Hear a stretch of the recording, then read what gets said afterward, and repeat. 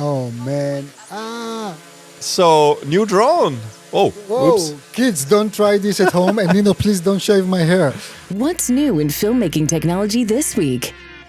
News, reviews, education, insights, opinions, and ideas from the CineD newsroom with Nino Leitner and Johnnie Bahiri. This is Focus Check, the weekly Cinetech podcast. Welcome everybody to episode 34 of CineD Focus Check. Hi, Johnny. Hi, Nino. How are you? Good. You had a big celebration. Why? Well, I don't know if you want people to know that. That I'm 60 years old already? No, I don't want anybody to know. Happy birthday. Thank you very much. Let's move on. Let's move on. Yeah, what are we talking about this week? I tell you, it's really amazing what's happening. This week is really crowded. We have a new camera from Apple, maybe. Mm-hmm. We have a new camera from FUJIFILM, for sure. We have plenty of lenses. Some of them are even kind of a budget lenses. We'll talk about that, yeah. Yeah, it means how deep your pockets are. But yeah, that's I think what we're going to cover today mostly. Well, there's one more thing. Oh, man. So, new drone. Oh, whoa. Oops. Kids, don't try this at home. And Nino, please don't shave my hair. So for people listening to this, there's a drone in the room. And are we going to have the whole podcast with this noise in the background? Yeah, I'm just going to record this video and then show some behind the scenes here. Okay. Okay, let's play it safe. I'm going to land here. So yeah, new drone from DJI. That's the DJI Air 3S. All sounds so similar for me. I mean, it's very hard to follow. What's with those names? Well, they sound similar. Let me switch it off. But they also look similar. I mean, it's you know, like they have brought out so many iterations of those foldable drones that originally started with the original Mavic Pro. I don't know how many years ago. It's probably 8-9 years ago. I don't know. So what's the marketing strategy to confuse people? Well, I agree. It has become a little bit difficult to follow their naming conventions because they all used to be called Mavic. And then they dropped the Mavic from all of the drones except for the highest end one, which is now called Mavic 3 Pro and Mavic 3 Pro Cine. And the Cine is the one with the built-in SSD, right? That can record ProRes. But so basically, it's confusing. But I think this is going to be the new standard drone from DJI simply because, well, I'm working on a review. You know, I haven't mentioned it. I'm working on a review. Unfortunately, I didn't finish it for the release. Still editing it and still need a couple of drone shots, but it's amazing what you get for the money with this drone specifically. When you say for the money, how much is this drone? It's $1,100 or euros in the basic package, and then if you get the Fly More package, it's like 300 more or something. Also with this controller, you can have a version with this controller, and then you have with a built-in screen. And then, of course, there's always this standard controller where you use your phone. But basically, what's amazing about this one, we already had the Air 3. And Jacob, our colleague, worked on a really, really nice comprehensive review on that drone. I think that came out in summer 23. And at that point was, so far and until now, was their mid-level foldable drone. When I say mid-level, I mean for that similar price point of around $1,000. Because below that is the Mini 4 Pro. And the Mini 4 Pro is actually around $800, so it's not that much less. It's a much smaller drone. It's 249 grams, which means it flies below a lot of the regulations. However, in Europe now, with the new regulations that are in effect since the 1st of January, you actually need permission for that drone too in most places because it has a camera, so it doesn't make that big of a difference. And then, of course, most recently, before this drone, DJI introduced the Neo, which is an even smaller drone, 135 grams, tiny, really counts as a toy in a lot of places. Again, because it has a camera, you need some kind of permissions in a lot of other places, but still. So you see the differentiation. They still have the Mavic 3, the Mini 3, which is much cheaper than the Mini 4 Pro. There is no Mini 4, which is very confusing.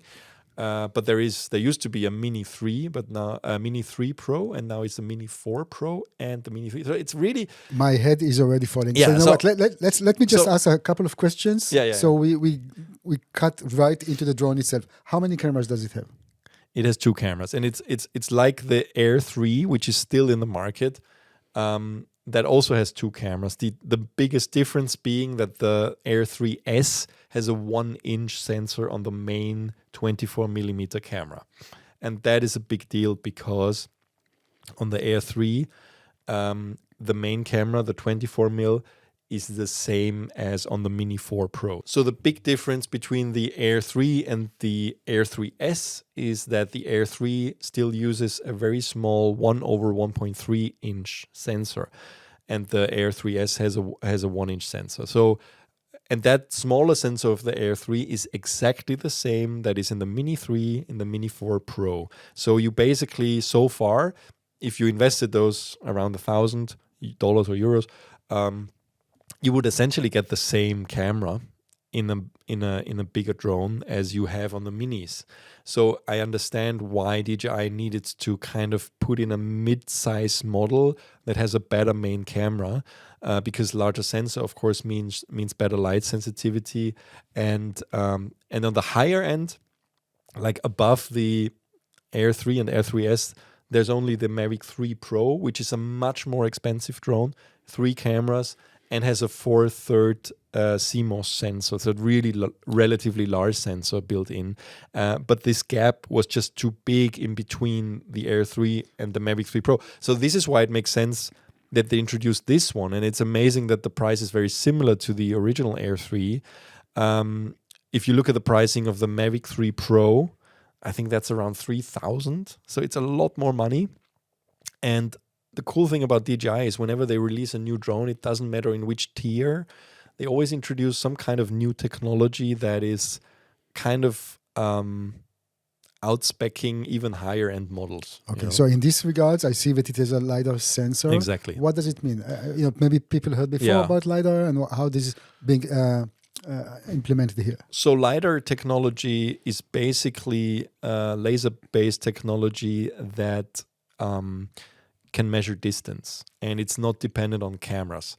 Now, all of the recent drones, foldable drones from DJI, and also the Inspire, the big ones, all of the recent drones of DJI are omnidirectional, which mean they have omnidirectional obstacle sensing. For some time, like the original Mini, the funny thing was that on the original Mini, actually there were I think just forward sensing sensors, which means their entry-level drone was actually the one that was the worst at obstacle avoidance, which is strange, right? Because if you get started, that's literally what you need. But now they have this on all of the drones, which in practical terms means on this drone, there's 8 cameras around the drone. Those are optical sensors that simply see obstacles. Now, the problem with those cameras is that they like any camera, they can miss any object. They can miss objects, right? And especially fine objects like branches of trees, especially now when it's fall, winter, when you don't have leaves on the trees anymore, easy to miss, right? And then if the drone doesn't see it, it will just fly right into it. Now, LiDAR is different because LiDAR is laser-based and it's not dependent on even ambient light. So that means that this drone, next to the larger sensor, which means you can actually capture less noisy images in lower light situations because the sensor is bigger, it also means that it can fly more safely in darker environments. So I would never recommend flying a drone in darkness, right? It doesn't make any sense, actually. Also safety-wise, but you will also not get any images, of course. But if there's ambient light, or if you have permission to fly in a street with street lighting, this is now possible because the forward-facing LiDAR is actually seeing obstacles even when it's dark. It's only forward and I think a little bit downward facing. So, flying backwards and sideways. It's not 360. It's not 360 yet. I'm sure this is the next thing they work on. I know that LiDAR technology is still relatively expensive. So I guess that's one of the reasons why There's only a forward-facing one now, but we've seen the same with the normal cameras that are on every side. I guess maybe at some point they can replace the optical sensors on the side with LiDAR everywhere, because then the drone will always know what's surrounding it. And that's really great. And that means that obstacle sensing technology means you can literally set it. They also have a new tracking mode, which I'm sure they only introduced because they now have this better forward sensing obstacle avoidance. So you basically can do, remember the original Skydio drone, which didn't come with a controller. So the whole idea was that it would just follow you around if you do like trail biking or something. Like it was just way too expensive and too large for what it did. But basically, you can do this now with this drone. I mean, you've been able to do this with other drones from DJI as well, but now with the LiDAR, even in darker woods, I've seen some videos online from other people who've tried this, literally walking or running through the forest, and it would just follow you, and you can track your body, and it's even keeping you in focus all the time now. So that all of those things are kind of like combined. You can see because they introduced a larger sensor and the LiDAR, it's capable of doing a lot more things now. What is the recording resolution or the maximum recording resolution? It's doing up to 4K, and it's doing up to 120 frames per second for the high speed, which is also much better than on the Air 3. But the standard speed stuff is 6K in up to HDR. So I think then after that, if you go higher up with a high speed, usually the image quality drops and the frame rate will drop, because this drone, I think it only actually I'm a bit confused because I've only seen H.265 recording options in the menu. The spec sheet says it still can record H.264, but I wouldn't know why you would even use this anymore. If you have a model computer, you can edit H.265 just fine. And it's up to 130 megabits per second. It's very good. I mean, the image looks amazing. I can actually, for people who are actually watching oops, that's the wrong one. For people who are actually watching the video version of this, I can show some footage that I've shot on a project last week with this drone. I was able to film at a very nice castle in Lower Austria, which is the province surrounding Vienna. And this is raw. Like, this is not edited in any way. It's not edited in any way. This is like just literally the shots on a timeline now, because I still have to work on this for the review. This is the wide camera. It looks amazing. This is, of course, not a low light. I haven't tested it in low light yet, but you can already see that the color rendition is really great. This is D-Log M.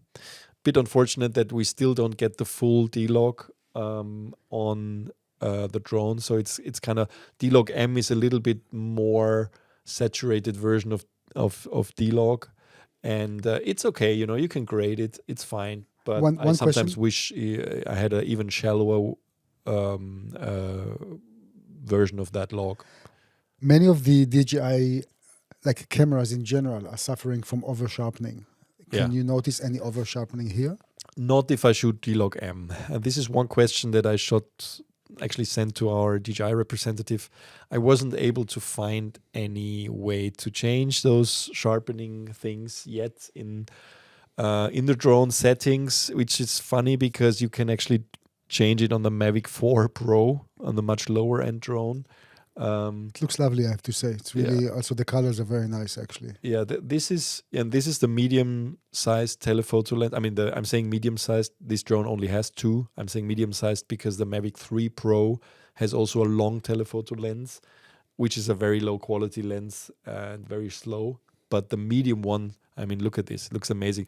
These parallax shots are those typical things that still set those drones apart. So I really recommend, if you're in the market for a new drone, and you really want to elevate your productions, this for me is the drone to get, because now you already had on the Air 3 this 70 millimeter lens, but I can't overstate how important it is to have a longer telephoto lens on a drone, simply because it's something different, everybody's gotten used to those wide angle shots from drones that are always kind of 24 millimeter, sometimes 28 on the older Mini.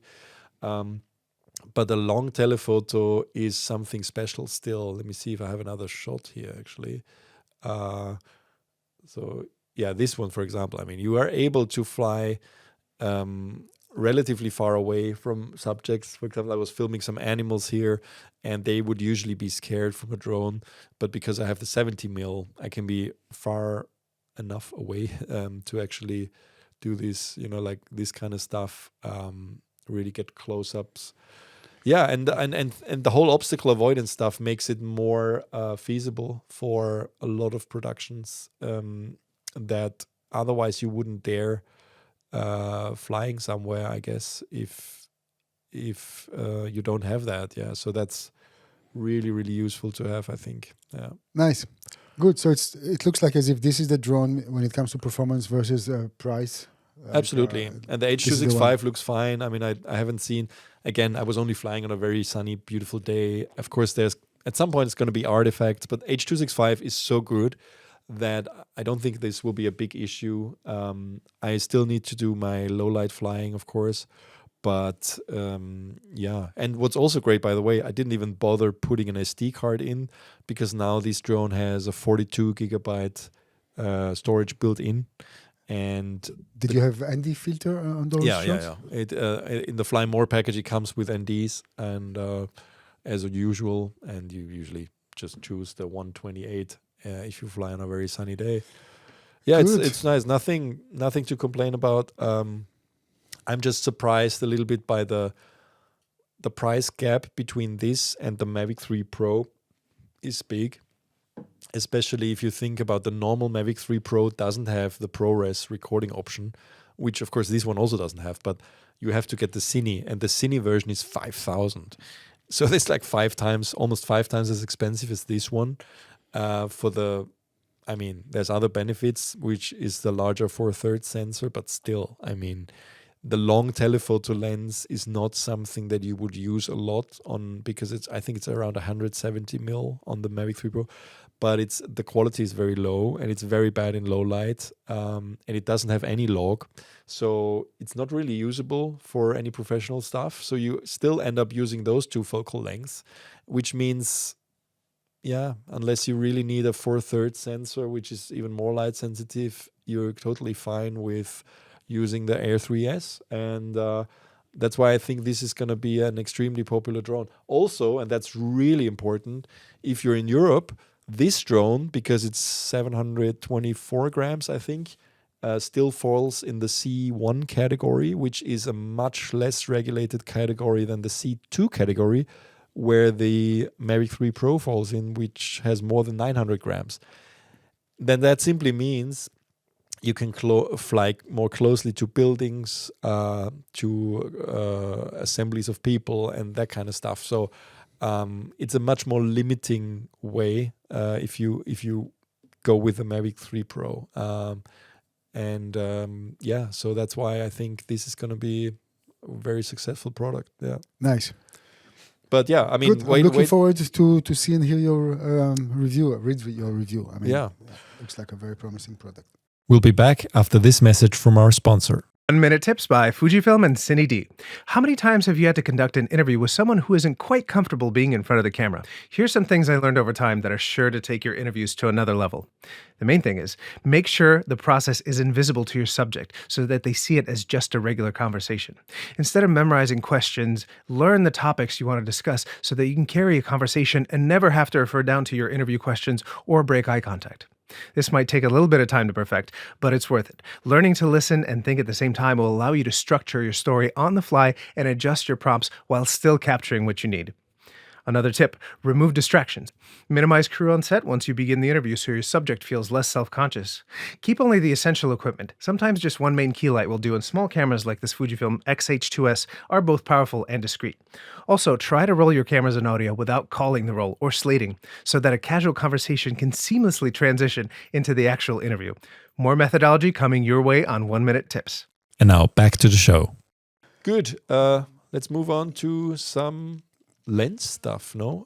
Maybe should we start with unless we can do a session of lenses and then go back to Fujifilm camera, but actually, should we start with the Apple camera? What is an Apple camera? I didn't know that Apple is Apple into announced making the camera kind cameras, but the iPhone. So Well, some people might remember that I think a year ago or so, or early this year, there was a leak. I mean, it's not really a leak.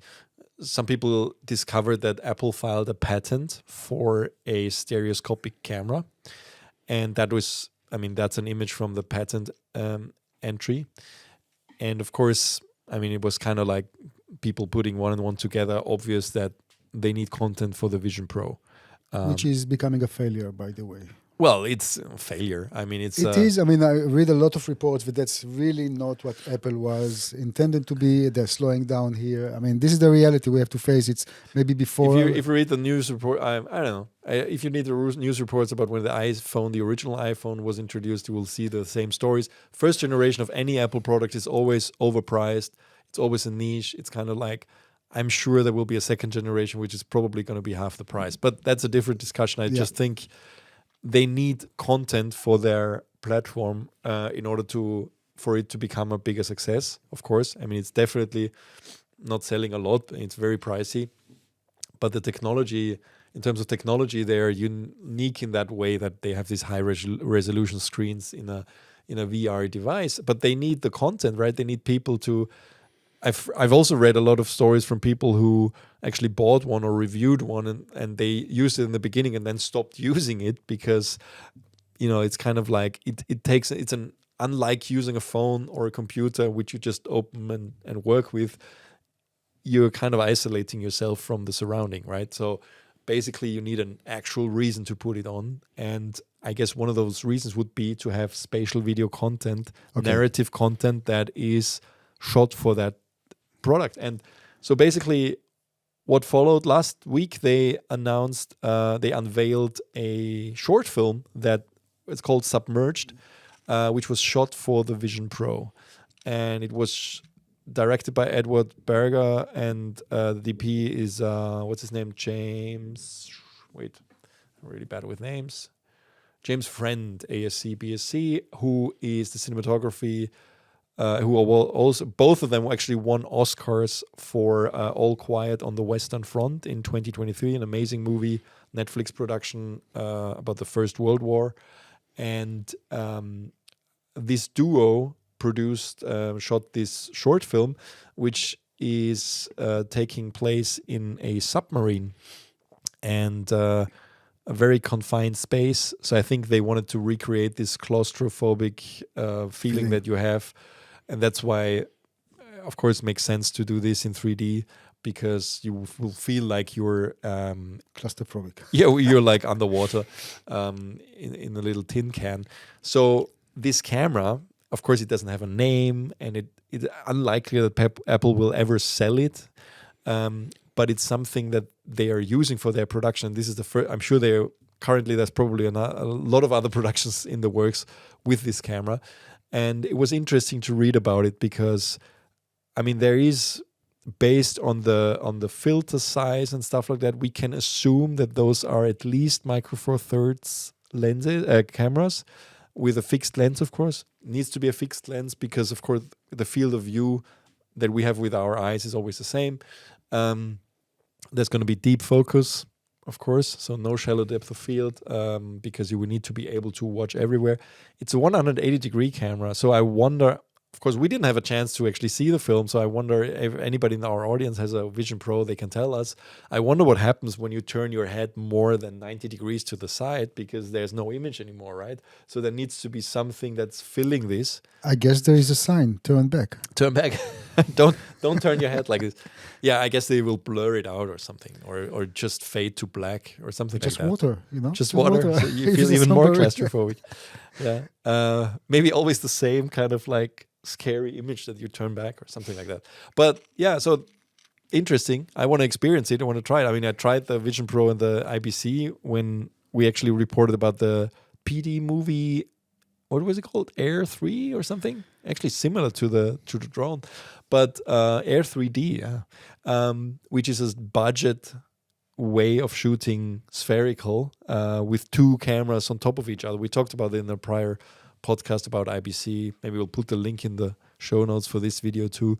But yeah, so this is definitely not the budget version of shooting for the Vision Pro. And I know a lot of people are currently working on ways to produce content for the Vision Pro, because of course it also makes sense for companies to have Vision Pros in their showroom if they want to actually show people products but not have the products on hand. If you think about cars, you think about architecture stuff. So there's a lot of applications for this, and very specific productions need to happen. And a lot of people are currently kind of brainstorming on how to shoot. And yeah, so this is the Apple camera. It's not going to be for sale for sure. I wonder if they will ever probably give this to rental houses, because they just need content for the Vision Pro. They need content for their Apple TV Plus, which is specific for Vision Pro owners, in order for people to buy the headset and actually enjoy the content. But that's... What I want to take from this is that the technology is here, and obviously they are experimenting and doing. So even if that will not be commercialized, maybe some of the technology will find itself a way to be implemented in other products. I really recommend people to watch that behind the scenes, because they're actually sharing a lot more than you would be used to from Apple sharing about anything. But in terms of the production process, what was interesting is that the director said that the set dresser said that one of the challenging things was that they needed to build the set as if it was a real submarine, simply because of the deep focus of the cameras and the fact that the viewer can turn anywhere and look at anything. They would immediately see if something is fake, right? On a set like this, if you build a submarine, you usually, 80%, 90% would be made of wood. But in this case, they said they had to build everything out of metal, because you would see that it's not real, which of course, that literally makes the production a lot more expensive, which is fine for, I'm sure Apple can afford it, but I wonder, for what that means for mainstream productions. Actually, what I took from this is that the perfect thing to experience with it would be actuality content, documentary content, even news, in order to be part of the event. Part of it, yeah. Because I think they're working, one of the things that Apple also announced in their press release for this was that they are finalizing a concert shot with The Weeknd, the artist, that they actually made I think for the promo for the iPhone 16 Pro, the music video, there was a music video shot for The Weeknd, but now they're doing together, they're working together on a whole concert film, which was made for the Vision Pro, which I think makes a lot of sense. So you're part of an actual concert experience. That could be cool if you see that. If you think about how much money people shell out to, attend whatever, a Taylor Swift concert, and then I know there's gonna be a huge market for that for people. I wish I could share the excitement, but anyway, maybe I'm just in a different generation altogether. If you want to go somewhere, you just go somewhere and experience firsthand. You don't have to be with. Well, the Taylor Swift concerts in Vienna were cancelled, so how will people go there, right? There will be another one. Yeah, there will be another one. That's the nature of concerts. Well, I'm excited about it. I would also be interested in just trying to find out how to shoot for this. Because we actually, that could lead us to the next subject. We know that Blackmagic announced a 17K camera, which they first time also showed at IBC. So that camera definitely is kind of made for the Vision Pro production, which they already announced to have those spherical lenses. Yeah, but that's not only for the Vision Pro. Yeah, but who else would need a 17K camera? Well, it opens different possibilities. Yeah? When you shoot in such a high resolution, crop into the image. There are many ways to do this, and maybe just the image. But talking about the URSA, we have something here. This is nice. A little tiny handy cam we have in front of us. So we just got the loaner for, I think it's the first press unit, as far as we know, in Europe at least, for the 12K URSA, Cine URSA, Cine, whatever. Huge thing. Of course, we're going to work on a lab test for this. That's in the works already. And you're going to shoot a review with it, right? Yeah, I will. It's your typical kind of pocket camera that you like to work with. Well, it's a different style, a bit bigger, but that will not stop me from literally touch the camera work with it. Of course, I will have to adapt some of my workflow. But at the end of the day, of course, I worked with cameras in this size before. That's nothing new. But what I'm really looking for is just to see the image quality, because I have a feeling, I mean, we talk sometimes about color science and how different companies produce literally different images, although in post-production you can match stuff, but still there's something into the picture aesthetic, and I think that's why people like red cameras, that's why people like Canon cameras, this is why people like the Blackmagic cameras. There is something to the picture aesthetic that can contribute to the overall feeling of what you're watching, and that's what I'm looking for here. It was interesting when it arrived at the office yesterday with a discussion with Florian, who's doing the lab tests together with Gunther, and he came with this magazine that's kind of built in, like it's like an 8 terabyte storage device, and he was like, "How am I even gonna read this out?" I mean, this thing is a custom made drive. It's an SSD with cooling on top. And it doesn't have any USB ports or anything like that. So we didn't get a reader with it. So I think he managed to find a way to connect the camera, because you actually need to install some software in order to be able to do this. Yeah, but we will touch everything in the review itself, because obviously there are a lot of firsts in the industry here and some things that you really need to look at. But I have to say, it's very nice that Blackmagic Design not only provided us with the camera, they, of course, will provide us with any technical assistance or anything that we don't really understand or not sure about. They will help us to kind of investigate and check this product inside out. And I think they must be really proud of the sharpness of the sensor, because they shipped the camera with 3, I think, Tokina cinema lenses, which are known to be the sharpest or amongst the sharpest lenses out there. Because I mean, those are not forgiving in a sense that, I mean, you literally take sharp lenses, kind of the opposite of like getting a look with anamorphics that is sometimes a little bit out of focus kind of stuff, or blurry. I mean, those are tag sharp lenses, so I'm looking forward to see images. Yeah, I'll see if I use those or other lenses just for the sake of mobility. I mean, this is becoming, I think with the B mount that's battery, the only way to show the sensor. We'll see. With the B mount, this is not V mount, this is B mount to supply the camera with because it takes up 24 volts. Exactly. No, this is 40. That's 24. That's 24. Yeah, sure. And the lenses, it becomes a little like mobile fitness center, I guess. Yeah, but if you put a smaller crappy lens on it, you kind of lose the advantage of having the big sensor. There are enough not crappy at all small lenses. But anyway, watch your back, Nino. Watch your back. Oh, it's so heavy. Yeah, so that's what I'm trying to avoid. Yeah. Okay. Well, if you work alone with this, you will have to do this all day. So, so that's coming next. So, but that's just a little side note, because the 17K version of this will actually be the same size. I think it's the same body. It's just going to be a high resolution sensor with a larger sensor, actually. So that I think that's definitely made for production of images for those Vision Pro things. And if you look at what the image looks like out of those, out of this Apple camera, it's a round image. It's round. It's a completely, of course, 180 degree. You need to be able to look in every direction. It's very interesting. I don't know. I mean, for monitoring, I think you even need to sit with... How about round monitor? Look, it's the director and the DP sitting with Vision Pros just to monitor what they're shooting. Yeah, I find it very difficult. Anyway, Nino, I understand the concept. I understand why you might like it. For me, more traditional I'll review the Apple camera if they send it to us ever, right? Let's agree on that. And also the 17K URSA. Okay, so good. Let's move on to lenses. Lenses. What are we going to talk first about? Announced lenses or some experiments that we already kind of doing or reviewing? I think let's talk about announced lenses first.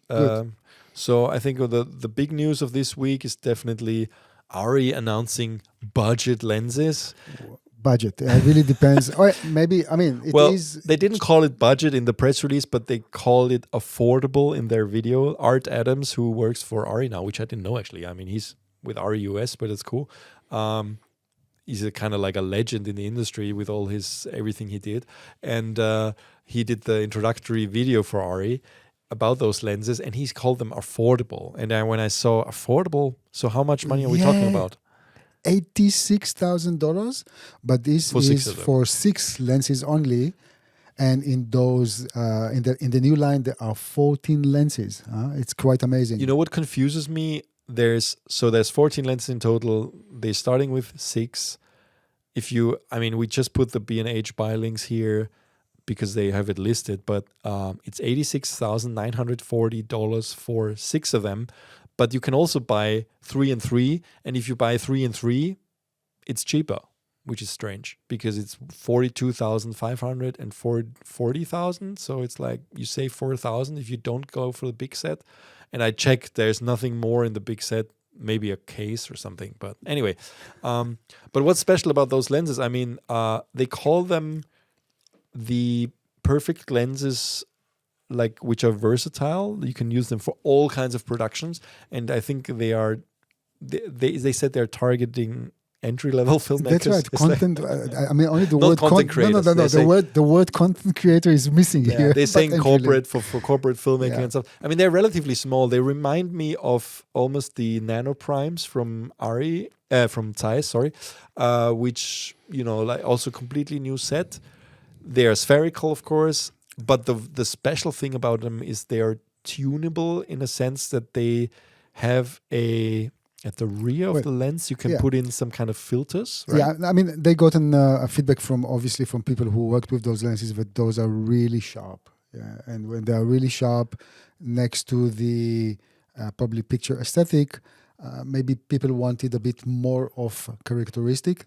So they are introducing this rare element that they call vintage element or vintage elements. And this is something that we've seen before from other companies. I mean, I have to remember. Yeah, here we see it. You can put it in at the back here. Yeah.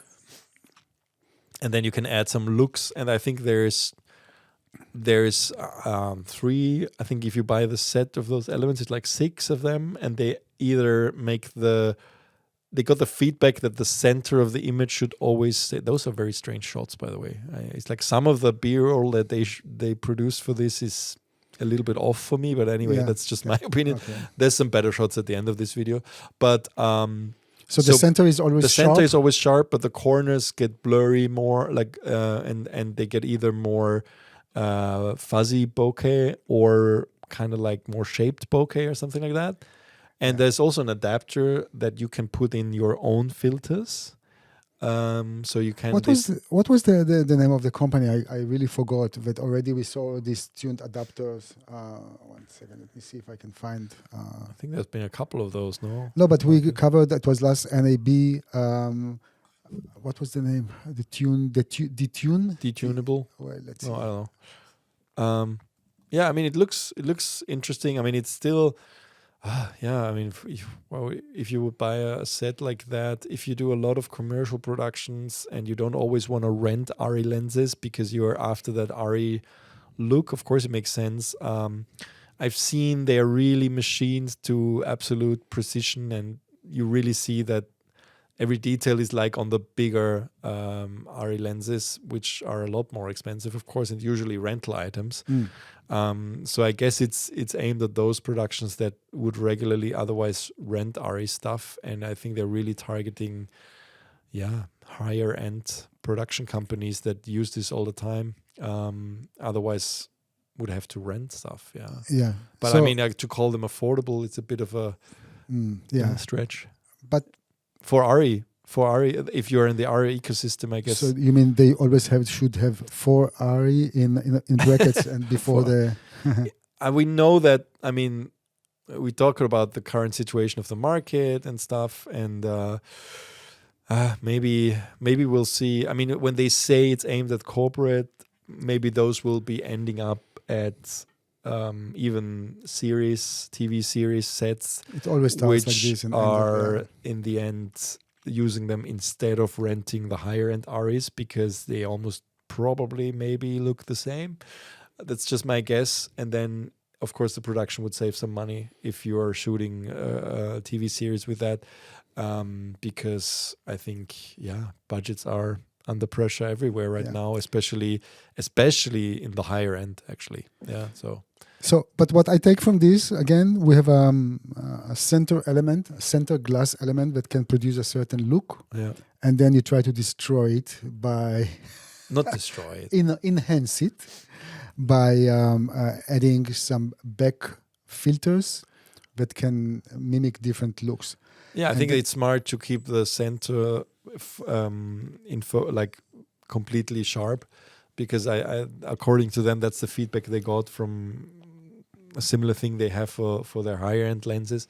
I forgot what it's called, but that basically people want the sharpness in the middle of the image, and then kind of like the out of focus stuff should look different depending on what you need. That's not the only company that actually try to innovate and have instead of the innovation at the back of the lens, doing the innovation somewhere at the front of the lens. And this is Laowa. Is And it a front element? So, I mean, Laowa also introduced a new series of anamorphics called Laowa Proteus Flex, 2x these like squeeze factor anamorphics. Now, what surprised me is the price tag for a Laowa lens. I mean, we're talking about $10,000 for one of per those lens, lenses. yeah. So they're clearly aiming for the higher end too. Actually, not that far. I mean, completely different lenses because they're anamorphic. But I mean, like the Ensōs from ARRI, it's actually not that far from it. Sure. So you have a back element, sorry, not front. Yeah. You have a back element, and the big thing here, just to share the information, that you can actually change the color of the flare, because we know usually you have a silver or kind of natural. You have the orange and the blue, and here they came up with an idea that you maybe don't need to buy different lenses. You simply have a main element, which is the glass or the anamorphic glass, and then you have a back element, and you can change the nature, the color of the flare. It's a very nice idea, which I really hope, again, we have to see who are the main audience here for that type of innovation. And if it's rental houses or end users, I'm sure that if that was affordable or more affordable for independent users, that could have been a great success. I'm sure, because this is something that you buy once, and then according to the production you do, you can.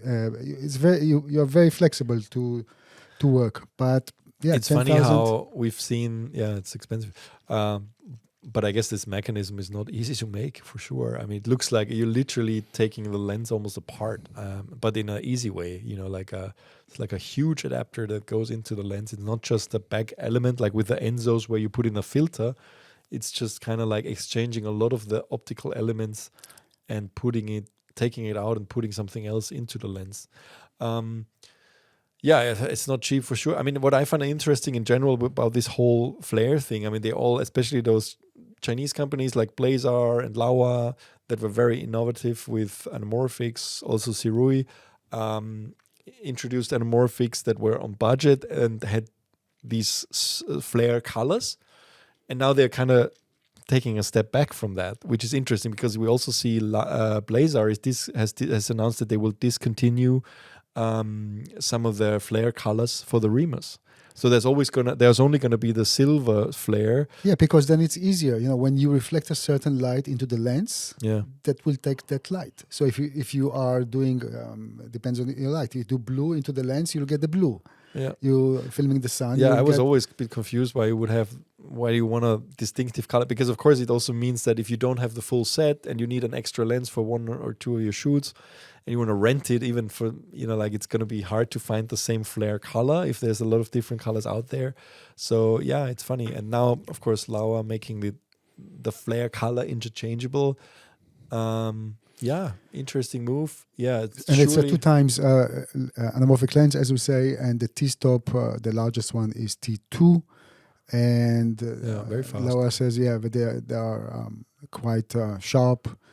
And also the close focusing distance is improved here. So there's a lot of things to look at. But for me personally, and I think also for you, Nino, right now, this is a rental item.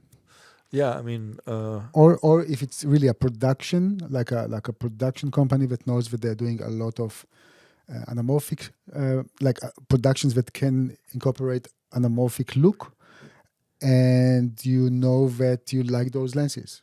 So that's just a matter of also testing and see. It's a little bit like this Viltrox lens where you did the video at IBC where you're like, you really want to, it's just with ARRI, nobody's surprised that ARRI is charging a lot of money for new lenses. It's ARRI, right? And they're usually not even targeted at owners, but at rental houses. But it's always, you always buy the brand with it. And I'm not saying that the quality of these lenses necessarily is worse than an ARRI, but it's simply what people are expecting, and Laowa build a name for themselves to be an affordable supplier of lenses, just as Viltrox, and then Viltrox comes out with $100,000 lens, and Laowa comes out with 10,000. So it's just a bit of it's going to be difficult for them. Going up, is always difficult. Unless it's really this technology that they're incorporating is something that so many people are after. That because we also, from BLAZAR, and that can make us move on to this lens. From BLAZAR, we've seen the announcement of the Kato lenses, which are 2x also, but a lot cheaper, of course. But again, it's a bit of an apple and oranges, because I think what they're aiming here with Laowa, maybe with the price, is this new technology that you can exchange the flares, and I really wonder if people will think that it's worth the money. That's all, and only time will tell if they are successful. But let's stick with BLAZAR. You actually spent your weekend at a Sony event. Shooting with the Apex. Autofocus. So those are the Apex. So I think we already showed you guys that we have the 35 and 50 millimeters. Those are anamorphic, autofocus anamorphic lenses, the first in the market, or the first to be announced in the market, because we can already say that more companies will come up soon with other solutions. But in regards to those specific autofocus anamorphic lenses, Sony invited us to a very nice event that they did during the weekend. It's called the Kando event. In that event, they usually invite some of their ambassadors, photographers, creators, and so on. And the idea is really to learn from each other. We were lucky to be invited, and we knew when we were invited that actually might be a perfect scenario to utilize those lenses, because what we have here is an E-mount. There's a variety of mounts for that specific for those specific lenses, but we have the E-mount. So for the E-mount, we needed a Sony camera, and I attended the event.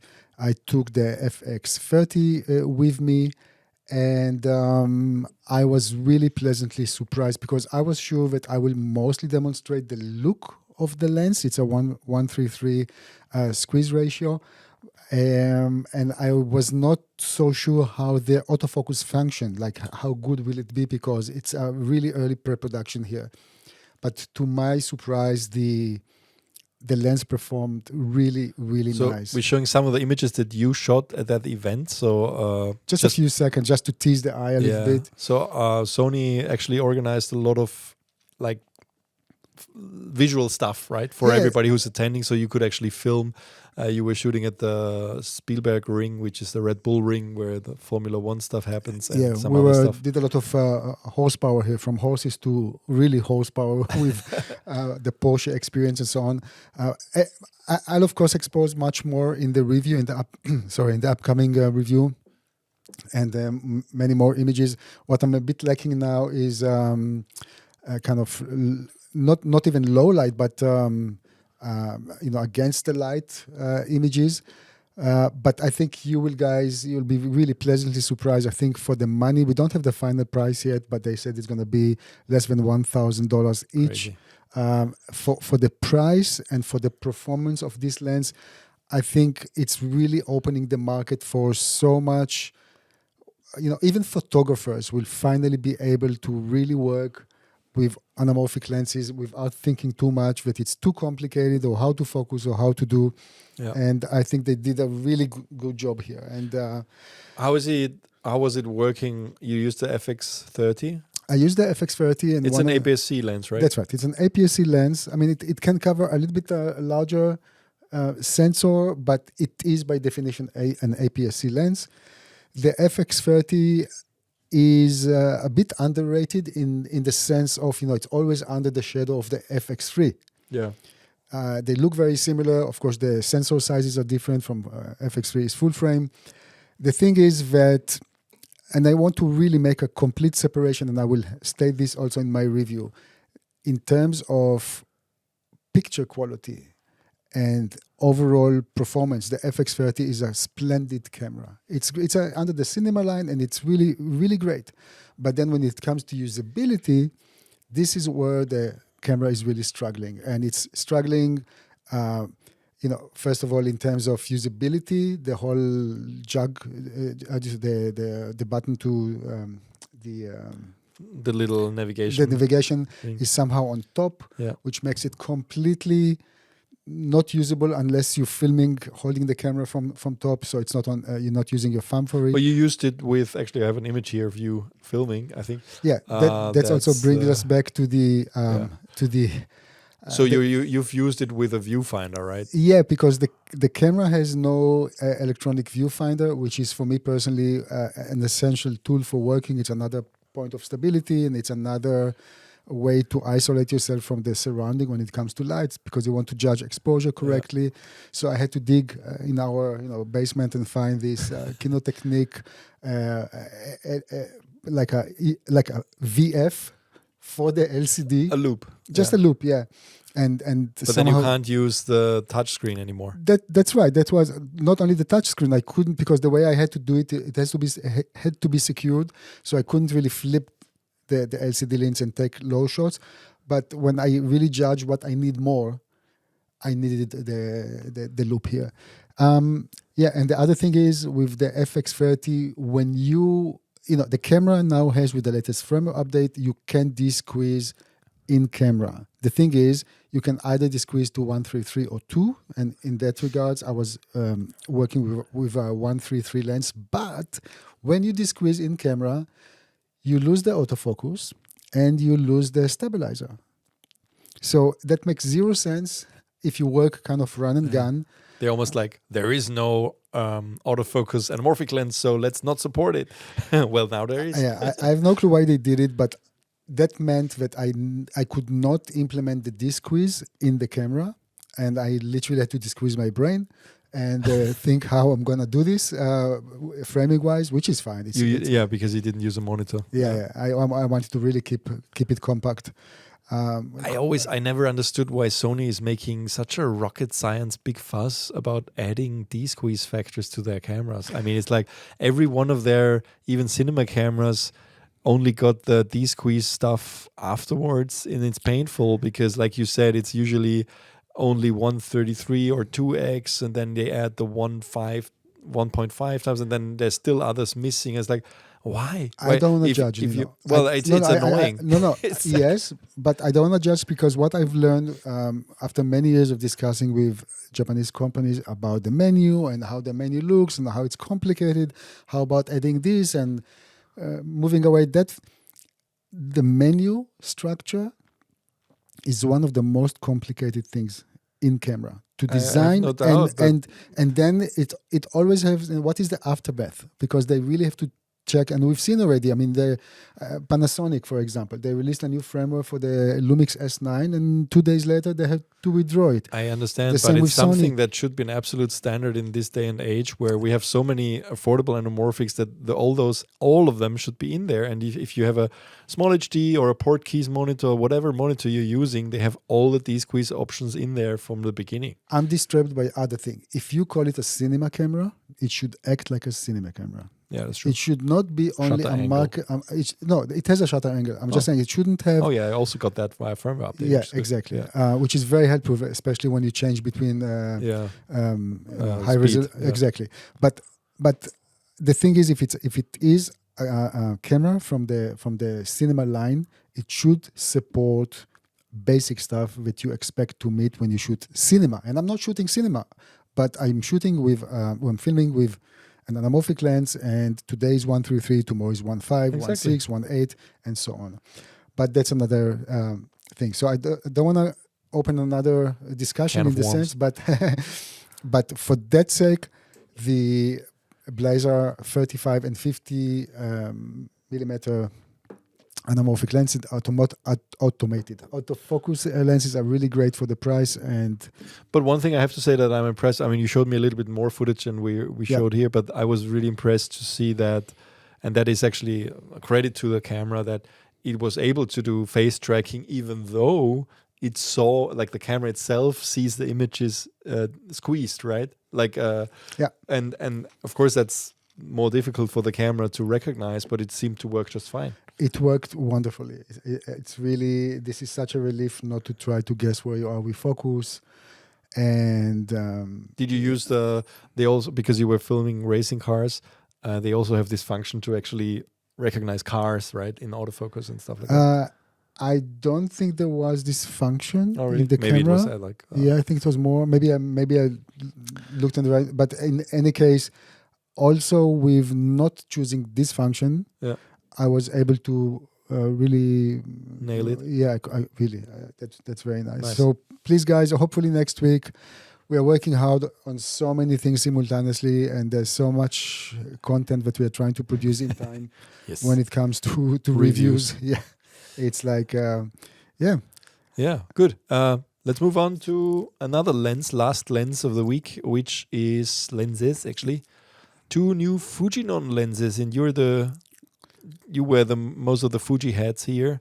What can you tell me about those? Yeah, so we will start with the 2 lenses and then we move on to the new camera. So Fujifilm/FUJINON introduced 2 lenses. The one which is very important for wildlife is the XF500. They literally took the GF 500 millimeter, adapted it mechanically, but it's the same optic as the larger one, and made it suitable for the X mount for the APS-C. And doesn't that mean it's kind of like it's the same optics? I don't know if it's I think the elements are very similar, because the idea was just to keep. It's also a matter of cost. I didn't put one next to one, but what we heard from Fujifilm, that they used similar elements in order to create the lens, and of course economically it makes sense. And so this is of course for wildlife and those who are doing sport, photography and so on. That can be a very nice thing. The other lens, which is more for us in the sense of everyday usage and usability, is the new XF 16 to 55 millimeter. There's a long name, f2.8R LMWR2. It's much smaller than the old one. No? Exactly. So I would just name it for the sake of easiness, XF 16 to 55 millimeter 2, and this one is optically superior to the previous generation. It's much smaller, it's lighter, it keeps the f-stop, the 2.8. The front diameter is also smaller. We have to know this one. And I think one of the biggest features for us, if you were working with filming, is there's a declick function for the aperture. So now you can really have it smooth if you were working on a film, and of course click it again if you want it for photography. So all in all, this lens looks really promising. And the other nice thing is that Fujifilm managed to keep it the same price as the original one. From what we heard, the original will continue for now to be produced, but in all honesty, I really wonder why would one want to buy the older generation. Are you planning to review the lens? Not currently, unless you guys want to know more about it or want to see. I think it's just maybe interesting because it's really kind of this standard wide angle zoom. I mean, we have the older version here at the office. Yeah. It would be maybe nice to compare those, but currently there's so much to do that was not a priority. So just if you're interested to know, that will be sold for $1,199. I'm talking about the XF 16 to 55 millimeter. Nice. Okay. Yeah. And there was also new Fuji camera, which is really aimed at creators. Well, let's stop it here. Aimed at and leave it open. No, what I mean is that this is kind of a new category that Fujifilm is trying to create. This is the Fujifilm X-M5 camera, 6.2K resolution. It's such a small body. That's right. And I think one of the biggest thing, if you are a creator or filmmaker, it has an open gate function, which is really nice. So if you shoot in 6.2K, it's an open gate only. But like any of Fuji's smaller cameras, it's Super 35, right? Or it is APS-C. Super 35. Actually, it shares most of the component like the 26 megapixel sensor and so on with the XS20 camera. So it also uses the older batteries. And so it doesn't have a viewfinder, right? That's right. Fujifilm did two things in order to reduce the cost of the camera, because this one is only $799, Wow. $799. So they did two things to reduce the price. One was there is no viewfinder, and the other thing is there's no IBIS.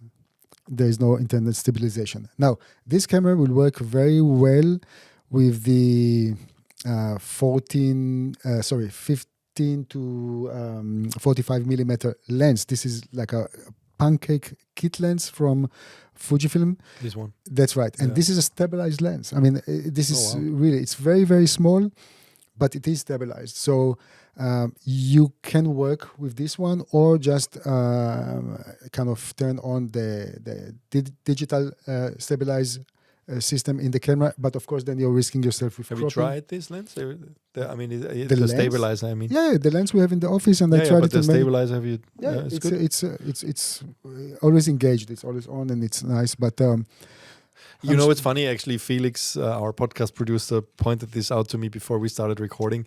That I didn't watch the introductory video, but he said that in the introductory video they are highlighting exactly those things that Victor Ha from Fujifilm was actually highlighting when he was sitting here a couple months ago, and he was talking about the younger generation who's used to taking photos on their phones, that now actually having a camera like this in this size is actually helping them to be creative, because it's a device that doesn't do anything else but take images.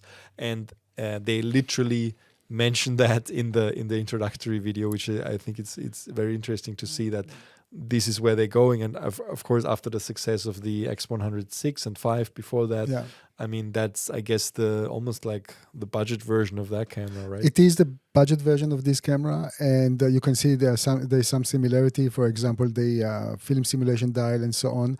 But there are two main enhancements on this one. First of all, from the audio side, the camera has 3 microphones, 2 in the front and 1 at the back. And with noise reduction, this is, I think, the first time that Fujifilm is doing something like this. So this is really aimed into creators. You know, if you are talking to the camera, doesn't matter from which direction, you can have, according to Fujifilm, crystal clear sound. This is yet to be seen. Any plans to review this camera? I'll get to this in a second. And the second, because I just got the answer, so I didn't read the answer yet. And the other thing that they did here, they're really encouraging people to shoot 9:16. There is a built-in, the marks, but also there is like a short clips. You can record 15 seconds, 30 seconds, and 60 seconds. 9:16 clips in the camera in HD quality only, so that can go immediately to social media. So what do you mean? You just set the length of your clip before? There are 3 modes, and you can already record yourself. The camera will record in 9:16, and you can set the length of the clip, and for some quick stuff, for social media. So you don't need to edit. Okay. Exactly. So this is the... well, it's kind of like introducing limitations that help you in post to be faster. Yeah. Other than that, the camera is fully equipped. There is a headphone jack and there is a microphone jack, a normal one, 3.5 millimeter, not those 2.5s that we're always struggling how to find adapters for them, or USB-C. Yeah. So this is really good.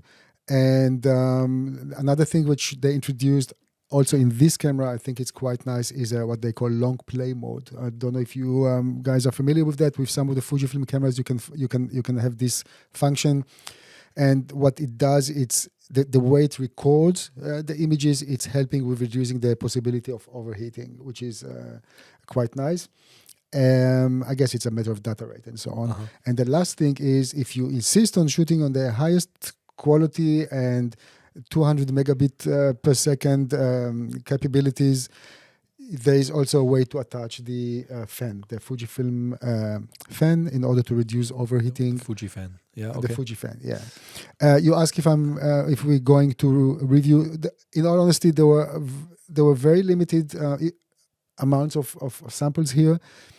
We did not ask for this specifically, but we will check again if you think, guys. I mean, you can see from the comment that there is quite a lot of I think it interest would in be the camera. cool. I mean, honestly, I didn't know much about the camera before we talk about it now, and I think the price is just $800. For the price, I think amazing. it's really Resolution. amazing. If you use this, like if you review this with an anamorphic lens, it'd be nice. Imagine, Yeah. because there will be also an no, I'm serious.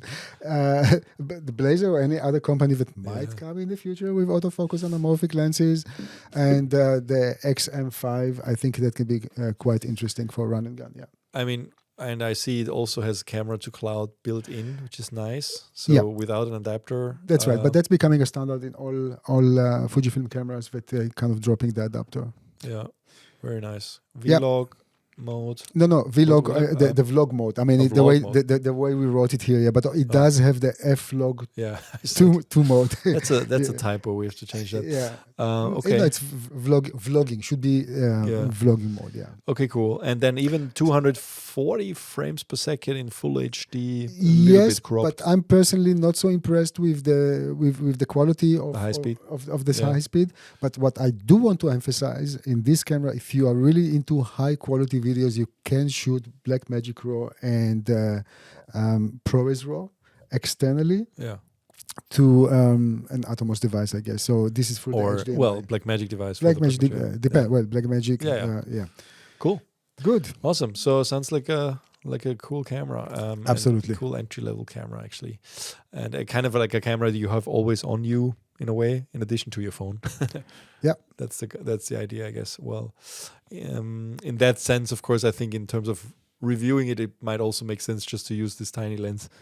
Like to have the small. Sorry about availability. I think this is quite because we know that sometimes Fujifilm is struggling a little bit with availability.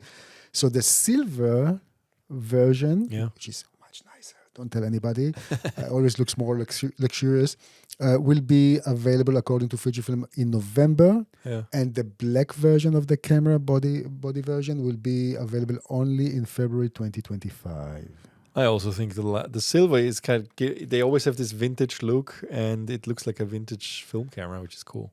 Yeah. Good.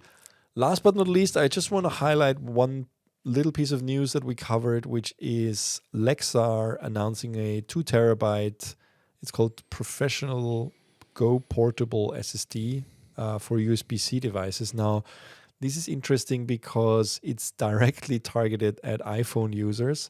And it's really made to, if you look at the video, it's really made to be used with your iPhone USB connector. And they literally in the promo video already talk about the fact that your storage is full on the phone. What do you do now? You attach an external storage device. I just think it's very nice to see more and more manufacturers coming out with specific solutions to this problem, and even a way to mount it properly on the phone. So I don't think it has to be connected via the MagSafe, which is always a little bit wonky. I mean, we've tried and used the Condor Blue Angelbird solution, which works nicely as well with dedicated cable, which is essentially a CF Express Type B reader, which is a great idea. Of course, you can use any CF Express card, but this is an SSD, very fast, 1,000 megabits per second. You can connect it directly and easy to go. Yeah, it's just nice to see more and more manufacturers. It's a little bit ridiculous to see more and more of those rigs, like phone rigs on gimbals and stuff. And at some point, you wonder, you could just use a normal camera. I'm wondering why they're not moving to the Osmo Pocket 3. Yeah, but now it's just in general, why you add so much stuff to a phone, and then you're losing the whole advantage of having the phone in the first place. It's a whole conversation because we also published this week. This week we published a short movie made with the Atlas anamorphic lenses and another cage. From it's kind of like a proof of concept. Exactly. So, but still, I mean, I think smartphone filmmaking has absolutely its place. But once you start rigging up the thing, it kind of it kind of loses the point at some point. Yeah. Okay, I think we can wrap it up here. It was a good week in terms of news, and hopefully by next week we'll have some of the reviews that we talked about online, and we can talk more about that stuff. And thanks everybody for listening. Thank you, Johnny. Thank you very much, guys. Thank you. Thanks, and just don't forget to subscribe. Of course, give us a good rating on Spotify, Apple Podcasts, everywhere you can get podcasts. Share this podcast with a friend. We need more listeners, more viewers always. And please give us feedback. If you have any questions, email us at podcast@cined.com. We read everything. We reply to everything, unless it's a spam email, which is a lot of the stuff we get. But if you have an actual comment about the podcast or a question, we're happy to answer those in one of the next episodes. And see you next week. Bye. Bye.